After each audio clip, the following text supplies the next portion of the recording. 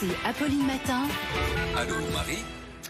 Allô Marie, c'est Stéphane qui vous appelle parce qu'il aimerait savoir quand vont reprendre les stages de récupération de points. Oui, parce que Stéphane n'a plus que 3 points sur son permis et il devait effectuer un stage, il a reçu une nouvelle amende, son stage a été annulé à cause du reconfinement et là, il risque tout simplement de perdre son permis. Donc en attendant, il ne paie surtout pas l'amende, mais pendant ce temps-là, l'amende continue d'augmenter, donc il est dans une situation compliquée. Donc j'ai demandé au ministère de l'Intérieur si une date avait été fixée pour la reprise de ces stages et devinez ce que j'ai appris, c'est qu'en fait les centres de sensibilisation à la sécurité routière sont autorisés à accueillir du public, mais dans le respect des mesures de distanciation sociale. Alors, ça marche comment? Le problème, c'est que les organismes qui proposent ces stages, ce sont des organismes privés qui souvent doivent réunir un certain nombre de personnes, au moins une dizaine, dans des espaces assez petits, trop petits pour respecter les règles de distanciation.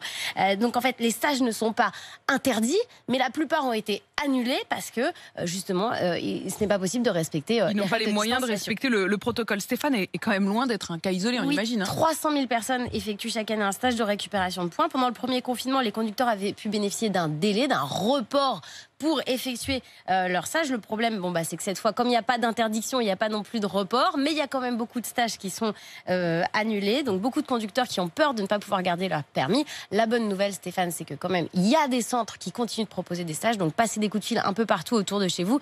Vous devriez quand même pouvoir réussir à trouver un stage de récupération de points. Jusqu'à ce que vous trouviez un stage qui accepte et qui a les moyens de vous accueillir. Voilà. Pardon, mais enfin, je le reprends quand même. C'est ce qui nous frappe depuis le début de cette matinale. C'est cette incohérence et cette difficulté à trouver une ligne claire. Parce que, en fait, le décalage entre les promesses et la réalité sur le terrain, elle est quand même bien large.